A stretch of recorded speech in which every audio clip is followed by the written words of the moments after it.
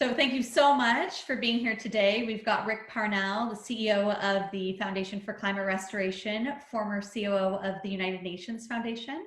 We have Peter Fikowski. He is the founder and chairman of the Foundation for Climate Restoration, an MIT trained physicist, and Dr. Erica Dodds. She's the COO of the Foundation for Climate Restoration. I'm Alexandra Pony with Pony Communications, and I work with the Foundation for Climate Restoration, and I am dedicated to restoring the climate.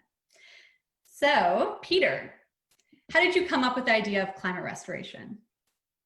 Well, I've committed myself to leaving a world we're proud of to our children, and I think we all want that. And when it comes to the climate, it got very clear that we're making very good progress on poverty and all sorts of things, reducing hunger. But all of that progress is going to be useless if we don't restore the climate and do something about to keep agriculture going and so on.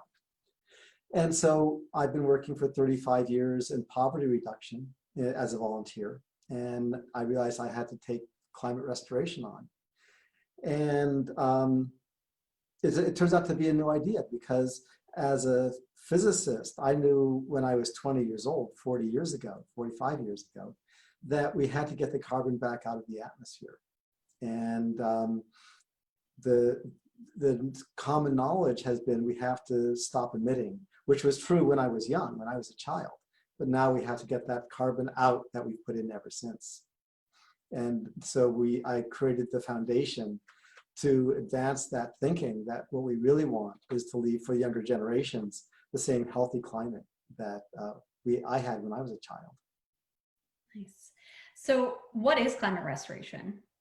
So let me take that one, Peter. I'm going to tell a very short story. Alexandra, you know I love stories, but so I was at the United Nations Foundation for just over 17 years, and I had retired from there and was trying to think about what I wanted to do next, and climate's always been a passion. And I was at a summit, the Forbes Summit, and I ran into Peter Fikowski, and he was telling me all about how we're going to restore the climate. And I had been in what I call the climate wars for so many years. I said, Peter, what do you mean restore the climate? You can't restore the climate. There's so much damage done and all of that. And then after a few hours of conversations back and forth between sessions, Peter convinced me we actually can restore the climate. And for me, the aha moment was that if you think in terms of all the work that we're doing globally on mitigation and adaptation, and all the conversations that are so critically important about net zero and getting to zero carbon emissions by 2050, what you don't hear a lot about is that 95% of the carbon that's causing the global warming, the ice melting, all of the conditions will still be there if we don't remove it. So climate restoration at its simplest term, there's some other pieces to it, but its simplest term is let's get that carbon that we've been putting up there for the last 2 centuries out and get us back down to pre-industrial levels of under 300 parts per million, where man and humanity has survived and thrived for thousands of years.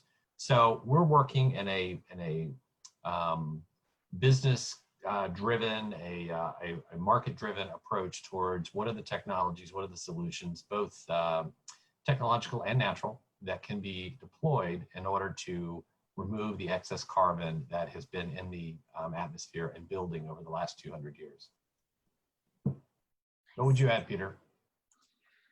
That's it. That is exactly it. The critical part is getting very clear about who are we doing it for. The big transition is when I started, we thought that we were doing it for nature. And of course we want nature to do well, but nature will do well even if humans aren't here. So first we have to make sure that humans survive. And of course for humans to survive, we have to have nature. But it's a certain kind of nature that we need, not the kind of nature that kept the dinosaurs alive. And unfortunately, that's the direction we're heading in again. Right. I think this last month we've seen, and you know, I mean this with all the sincerity, but the last month we've seen a lot of nature begin to come back in some ways. You've seen the canals in Venice with fish reappearing, and you've seen the dolphins are off the the bays and Italy, and it's, you know, nature would be fine without us. It's the humanity that we need to be taking care of here. So when people talk about you know, people and planet, it really is people and planet, but the planet will be okay long after humanity is gone. So we're really working hard to make sure that humanity survives and thrives for generations to come.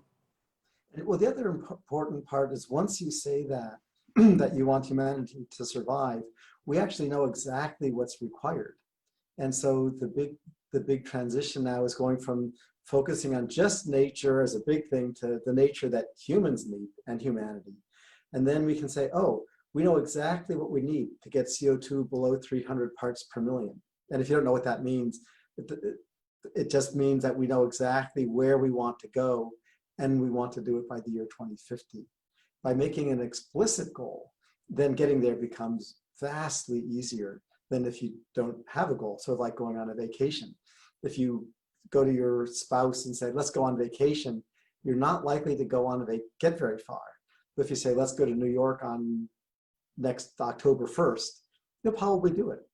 And that's what climate restoration is specifically what and by when, so we can deliver. So is it actually possible to remove the trillion tons of CO2 from the atmosphere? The short answer is yes.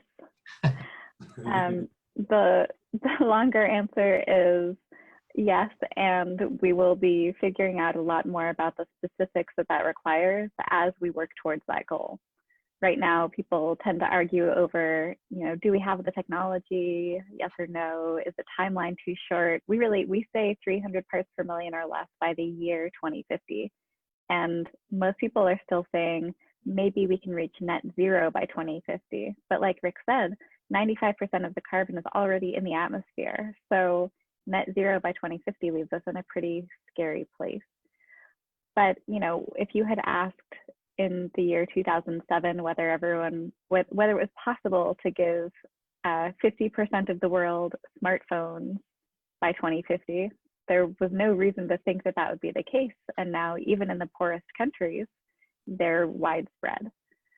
So once you have a goal, once you have a start, which we already do, then these things become much easier. Peter pointed out to me a while ago that from the time we invented submarines, we needed to know how to take carbon dioxide out of the air. So it's not like this is a completely new and emerging technology. You know, we are learning to do it much more efficiently and much more cheaply. But a lot of articles out there will talk about direct air capture as this new and emerging technology. In reality, it's just a refinement of processes that we've known for many decades.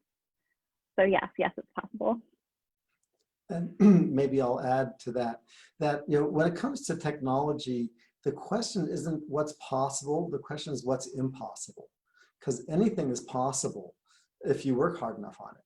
But of course, some things are probably impossible. You know, jumping over Jupiter is probably impossible.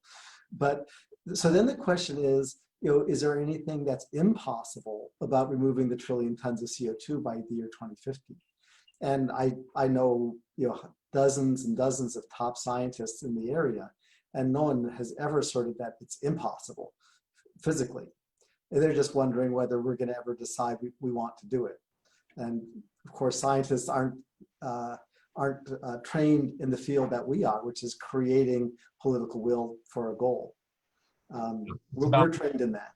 It's about political will, and it's about making the investment and having the incentives around it. So whether it's policy incentives or your constituent incentives. And one of the things that we're doing at the Foundation for Climate Restoration is we talk all the time about building the ecosystem necessary for full restoration.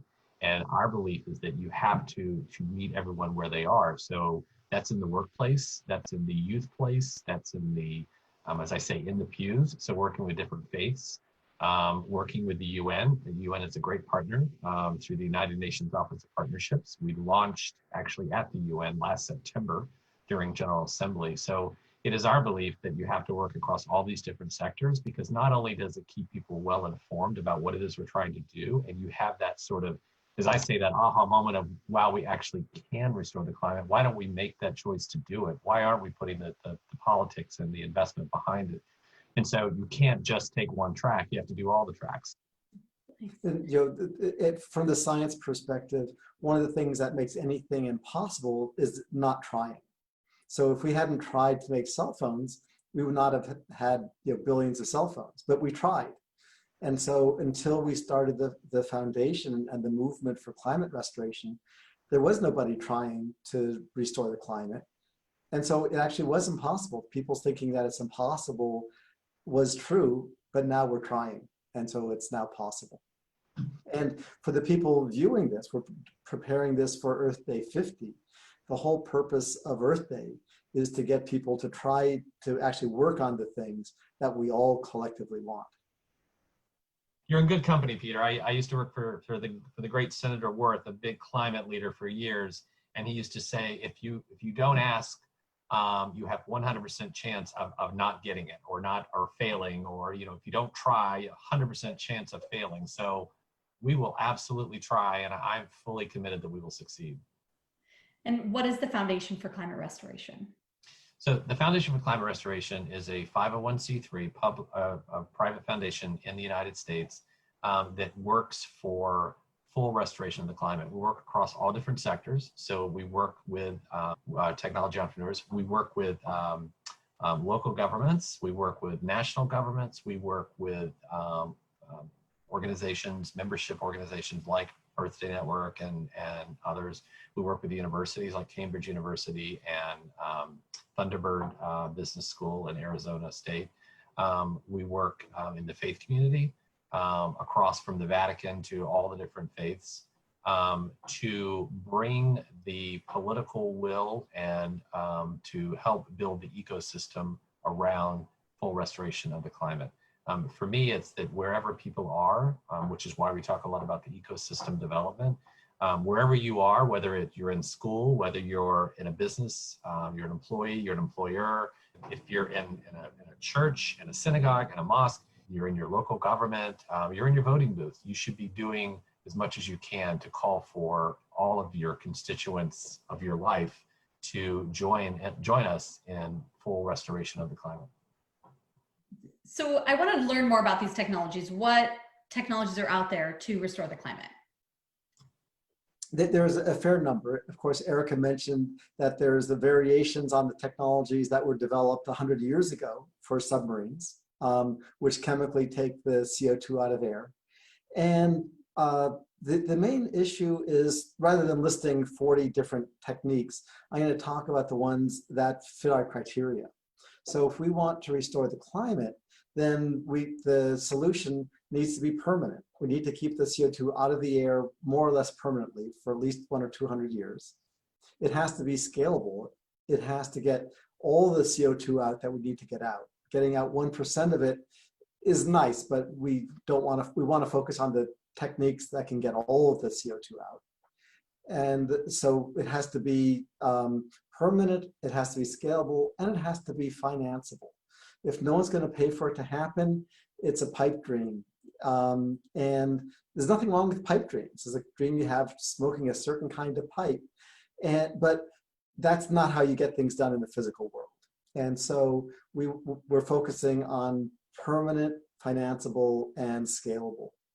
And when you do that, it turns out it's very, very exciting. When I worked on our white paper, I realized that the methods that fit those, they're all biomimicry. They all mimic how nature has taken carbon dioxide out of the atmosphere various times over the last 2 billion years. And that's a good sign, because we know that when nature has done it for a long time, nature has adapted to whatever the changes are. And so we don't have to worry too much about it being safe, because nature has been doing it. So then specifically, 99%, the first thing is synthetic limestone. And that sounds surprising at first, but on our planet, 99% of all carbon is held in limestone in the crust. That's where it ended up. It used to be in the air, and then ocean critters turned it into shells and things like that, and it became limestone. we can do the same chemistry in a laboratory or in a big factory and sell that limestone for use for roads and buildings. It's very nice. The market is there. We use 7 tons of rock every year per man, woman, and child for all of our roads. It's unbelievable, but it's exactly the amount we need to get back to a proven safe climate by 2050. Another approach is restoring photosynthesis in the ocean. With nature, we all know that a lot of the carbon on our planet is stored in coal and oil. Well, of course, we're burning that coal and oil, putting it back into the air, and that's the whole problem with global warming. And so the way nature produced that coal and oil was with a photosynthesis in the ocean. And then the biocarbon, that is the plants would get eaten by animals, and all of them and their detritus would sink towards the bottom, and in certain circumstances turn into coal and oil. The planet's a little bit cool to do that, but it can still accumulate on the bottom. And again, there's so much sunlight on the ocean and so much water that if you provide the nutrients, then you get all the photosynthesis you need, and you get the biocarbon falling to the bottom of the ocean.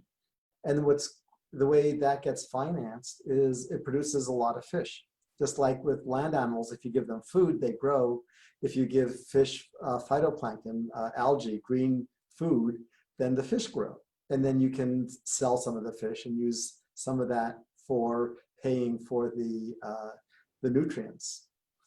And the way to look at that is, on land, when we have farms and the water comes from the ocean. So the land needs the ocean for water. Well, the ocean needs the land for nutrients, for dust, basically. And so this method puts the necessary dust in certain parts of the ocean for short times, just like a dust storm or just like a volcano, to produce the nutrients, produce the phytoplankton, and then the biocarbon falls. So let me pick up there and say what I have observed. We were in a conversation a few weeks ago with one of our partners, and they said, what you have to understand is that the work that you're talking about is 10 to 15 years in the future. And so always think about as you're telling people about your work, that you're telling them 10, 15 years from now. And what I mean by that is that, to Erica's point about in 2007, 2008, you wouldn't have thought about smartphones being, halfway around the world or all the way around the world. Back in the early 2000s, no one would have believed that solar and wind could have been cheaper than fossil fuels. No one would have thought about the kinds of, when I went to a conference not even 3 years ago, and there was conversations about the fact that there wouldn't be combustible engines past the year 2024, 25. And now you have automobile manufacturers talking about that they will stop making combustible engines. So, 10 years ago, 15 years ago, that was unthinkable. So when you think about some of the stuff that we're talking about now, it's just beginning to come online. And that's, again, back to the ecosystem. It has to be grown, it has to have space. And so what you're beginning to see now is, we work with the Cambridge Center for Climate Repair under Sir David King in Cambridge, in the UK. And what they're starting to talk about is solutions need to be tested. Why aren't they being tested more? We have a colleague who we're working with for the Ocean Climate Restoration Alliance. And what they're looking at is what are the 6 or 7 kinds of solutions that Peter's describing that need to be tested, rigorously tested, and then can be deployed. But we weren't seeing any of this kind of testing over the last few years. It's only now that people are really beginning to say, what if? And could we, that you're starting to see the kind of testing, you're starting to see governments pay attention, you're starting to see investors pay attention. We're seeing a big, one of the reasons why we go with a market approach is that we see a lot of investors that coming out of the IPCC report 2 years ago on 1.5 degrees, when they talked a little bit, not enough, a little bit about carbon removal and carbon removal technologies. Now you have investors out there saying, I'm ready to invest, but I can't find anything to invest in. That's a bit of an overstatement, but I mean, there's not a whole lot out there. And so part of this ecosystem development is let's start connecting these dots. When you go to different meetings and conferences, you hear about things that the investors don't know, that the entrepreneurs are working on, and the universities are testing, but they're not coordinating. And so that's one of our big goals, is to try and really bring all of these together. For the audience listening to this, it's very important for the investors to know that people like what they're doing. I invest in certain things and I like sharing about it with my family and friends. And they say, oh, that's so cool. You're investing in whatever that is. If I had money, I'd invest in Tesla because I love Tesla cars, for example. I want to have one. And so it's important, the action that listeners can take is really to share that you really want climate restoration and you want investors to invest in it, because they're not investing in it because none of their friends are telling them that it's important because they'd never heard of it. And along the same lines, we've found that, like Rick said, investors who want to invest in climate restoration don't really know what to do.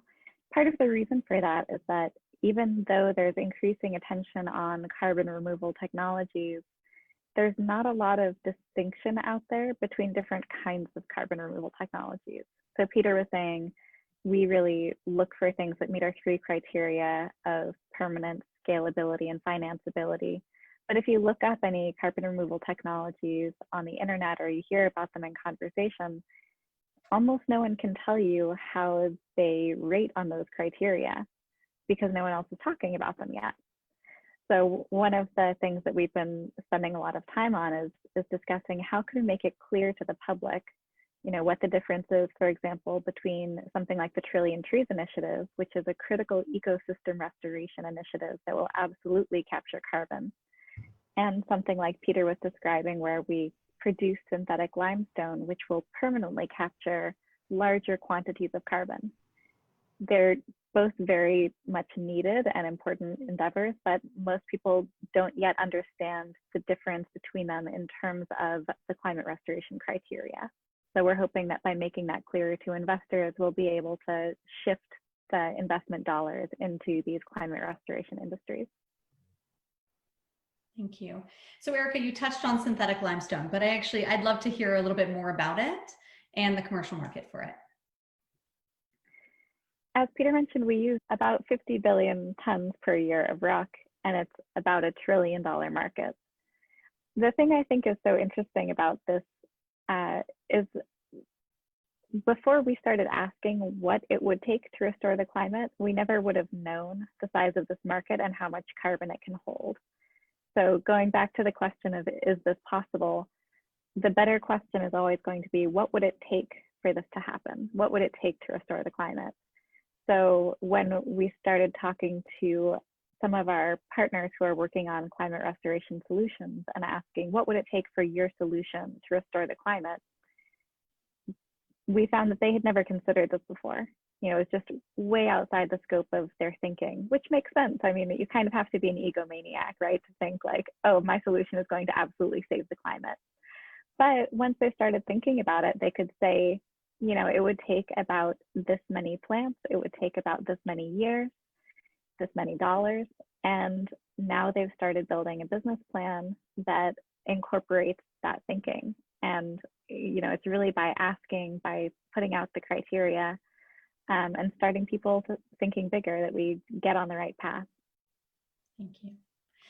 So we've talked a lot about restorative efforts. And so what about our efforts to reduce emissions? Is that still important if we can just pull CO2 out of the atmosphere? Absolutely. I mean, Peter's the expert, so I will turn it to him in a second. But if you think of it in terms of, we have a little video that sometimes we show that if you think in terms of the Earth being sitting in a bathtub, and the bathtub is full of overflowing with carbon.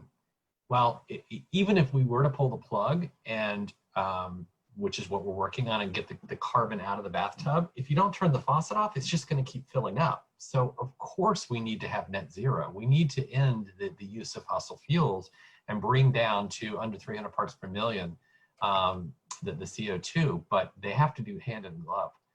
Kathleen Rogers, president of Earth Day Network, and she has a very big week next week, but president of Earth Day Network, she's the one who coined it with us, who said that climate restoration is the third leg of the stool. Mitigation, adaptation, critically important, but you got to do the third leg because you got to get the carbon out. So they have to fit together. Yeah, emission reduction. The good news is that it's happening. I'm not the only person who wants to have a Tesla for his or her next car, and more solar panels on my roof. That movement is happening, and we need to keep having it happen. We all want the survival of humanity, and so after our job is to have people focus on what's missing that's not already happening. So we want to keep the emissions reduction happening for many reasons. Health is one of the big reasons, and realize that that's only part of the problem, part of the solution. The main solution, as Erica said, is get the 1 trillion tons of carbon out of the atmosphere. And so what can individuals do to support your efforts? We're going to ask everyone to join us and take the pledge to restore the climate. It's going to be available at f4cr.org. And when you take that pledge, you're saying that your entire, your own personal ecosystem, that you're taking the commitment to work to restore the climate. Some of the things you can do, I'll tell you about a campaign that we launched in Santa Clara, California, with a local county supervisor, Dave Cortese. We were there in discussions, and he said to me, this was middle of last year, and he said to me, we're doing climate emergency and we're doing everything we can. How do we do more? And then we came up with the idea of become the first local government to take on climate restoration. Now, what that means is that for their long-term planning, their budgeting, their municipal buildings, all of that, they can require them to be carbon negative buildings, not just carbon neutral. So that's huge, but it takes wanting to have your constituency in your local government call for that. So you can hold your local government accountable. Wherever you are in the world, you can hold your local government accountable. You can hold your faith leader accountable. Soon you will be able to go to our website and you'll be able to download some toolkits for youth organizing in your local community and how you can work with fellow youths around climate restoration. And you can talk to your employer about different things. I mean, you see a lot of the different companies and organizations, they go through this process to have their headquarters and their buildings become LEED standard. You can do the same thing. You can ask your employer to take a look at what kind of things can we do to be looking at carbon negative building materials and other such things. Erica, what would you add? Yeah, we have a list of actions you can take on our website, f4cr.org. After the pledge, there is a list of actions that we will keep updating as we've come up with more things for people to do. So over time, our needs shift and the actions will shift accordingly. So yes, we have that petition for the local governments. Of course, like any good nonprofit, we are always looking for donations. We have social media toolkits that you can share. We have all kinds of tools for you. So please do check that out. But most importantly at this point is just talk to everyone you know. Talk to your family and friends, educators, etc. Make sure that people know that climate restoration is a possibility and is the next natural step in our climate journey. So yeah, get the word out. And let me add that when you talk with your friends and your neighbors, remember they're already on your side. It took me a long time to figure this out, so I don't want you to go through the same painful process I had. I was trying to convince people that we really do want the survival of humanity. That was a terrible thing for me to do because people were insulted. I was implying that I thought that they didn't want the survival of humanity and a proven safe climate. Everyone wants that. And the opportunity that you have as an individual is to take it from implied to explicit. Until 50 years ago, we never had to think about it because we knew that humanity would survive. When I was young, we knew we would survive. Well, it's now at stake, and now we get to take that desire for a safe climate from implied to explicit. So could I say something, Alex, about when we were at the United Nations last September, and we had the first ever Global Climate Restoration Forum, the first annual, and our second annual, pending everything going on now, will be in September of this year. But at our first annual, we brought together all kinds of different groups from the private sector that had solutions, investors that were looking for investments, leadership, youth, the Vatican, the United Nations Environment Program, all kinds of different groups coming together to talk about climate restoration. And one of the groups that really struck a chord with me is there was a 16-year-old young woman from Chicago who had come in to see the forum. And the next day we were in a conversation and she said, you know, I came into this thinking as a 16-year-old, I did not have a future. And she said, I'm leaving here and going back home, realizing I have a future. It is possible to restore the climate. And for me, that's, you know, as Peter said at the beginning of the conversation, that's the whole reason we're doing this, is to be sure that future generations can survive and thrive. And, you know, when you hear, we had we kicked off our task force on climate restoration at Davos, Switzerland this past January. And we had a young woman stand up and speak. She's a 14-year-old gifted speaker. And she talked about how every decision that they make as a youth, your job, whether to have a family, everything you do is driven by the climate. And for me, an old guy like me, that just tears me apart to think that people coming up, their whole life ahead of them, and they have to think about these kinds of different things. Where can they live? Because will it be flooded? Will there be jobs? Will there be food? All those kinds of things. And it's our responsibility to make sure that we fix all of that before 2050. This should be the generation that gets this done, and not leave it to the next generation. So who are other partners with the foundation? Is anyone else working on climate restoration or who's supportive of it? Well, Earth Day Network, they have been a great partner over the last almost a year, and you're going to hear more from them in the coming time. I won't say more than that. That's for them to talk about. But and of course, the United Nations Office of Partnership has been a great partner. We've been in discussions with a lot of new partners. We've been talking with member states at the UN about some of the work that we're doing in climate restoration. We're seeing investment groups. Boundless Impact is a wonderful investment group that is looking at solutions. X Prize has been a great partner. They spoke at the forum. They have an entire prize dedicated to carbon removal technologies. Thunderbird University at the Arizona State, Thunderbird Business School, they are an incredible partner. We started working together last fall, and they're actually our partner on, as I said, the Task Force for Climate Restoration that we launched at Davos back in January. You're going to hear more about that, especially if you take the pledge and sign up, so we can continue to send you information and let you know new things that develop, especially in your community. Because we are going to work across different countries and regions on the task force. But the idea of the task force are, what are some of the policies, the solutions, the roadblocks that need to be addressed, the research in order to fully restore the climate. And Thunderbird University has been a wonderful partner on all of this. As I said, Santa Clara County is been an incredible partner under Dave Cortese's leadership. He even came to the UN and called on local governments across the world to take on climate restoration at the local level. So yes, and they grow daily, more and more partners every single day. I guess I would turn around the other way and say that, as Peter said earlier, this is an issue that once people understand it, they absolutely, no one ever walks away and says, well, I don't want to restore the climate. Everybody wants to restore the climate. Everybody wants to do this. It's just that this is people having that, as I said, the aha moment of that it's possible, and really understanding that, again, we think that mitigation and adaptation are critical, but that won't finish the job.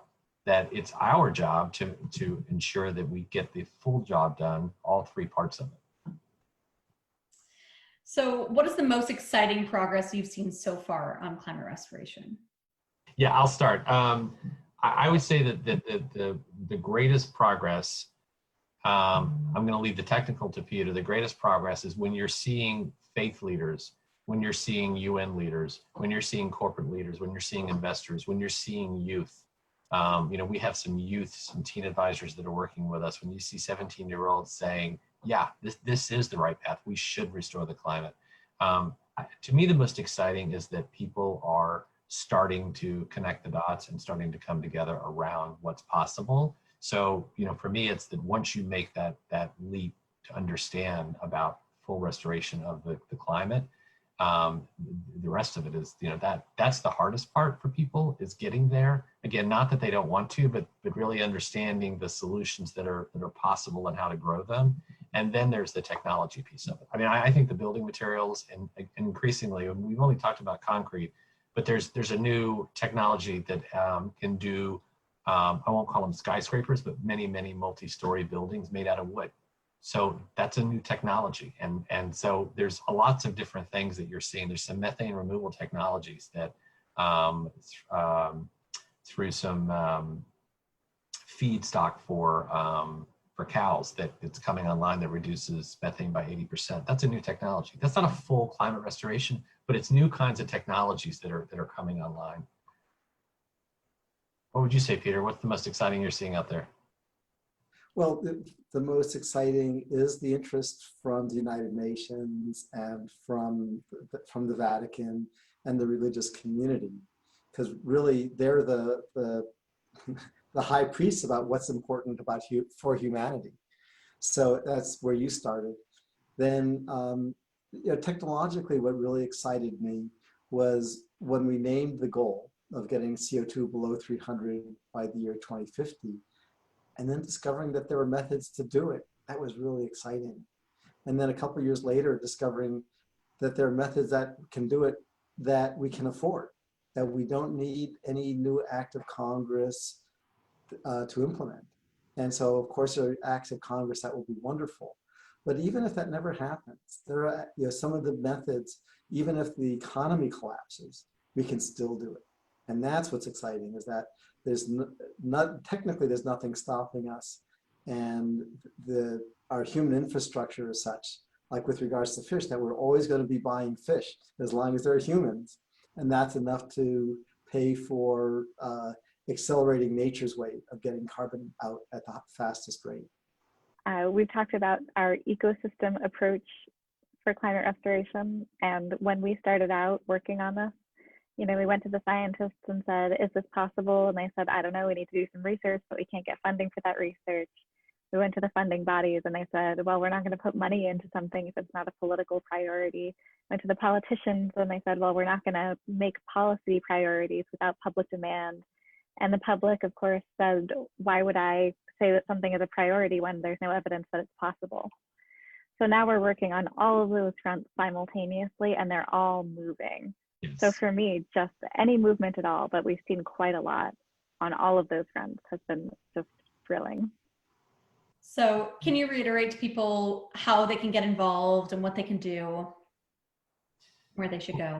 The first thing they should do is go to f4cr.org. Again, that's f4cr.org, and take the pledge so that we can keep you informed and you can learn more about not only what's going on globally, but what's hopefully, as we develop this, what's going on in your local community. So that's one. Hold everyone in your life accountable for the full restoration of the climate. So again, wherever it is that you spend your time, whether it's in the faith, it's in the workplace, it's with youth, it's in the schools, wherever you are, hold everyone accountable for restoration of the climate. And what I mean by accountable is that this is not you're accountable. It's we all want to be a part of this. Give them the opportunity to be a part of this, and people will want to. I guarantee you. So I think that's the next. That's the easiest thing for everybody to quickly get involved. What you're going to see, I mean, we're in a different world right now, understandably, but we're continuing. Nothing stops. We've had some great meetings and some great convenings through this kind of a venue. We have our forum in September. We have COP26 will happen. It won't happen in the same date, but it will happen, and climate restoration will be there. So we will continue. We are building out the task force. Again, if you sign up, you'll be kept abreast of that. We're building out our youth initiative. We're getting more and more partners to the table. So we're just going to continue to grow this ecosystem. Okay, well, thank you so much. This has been wonderful. Thank you. Thank you. And thank you to all the audience who's watching. Thank you for your interest in climate restoration.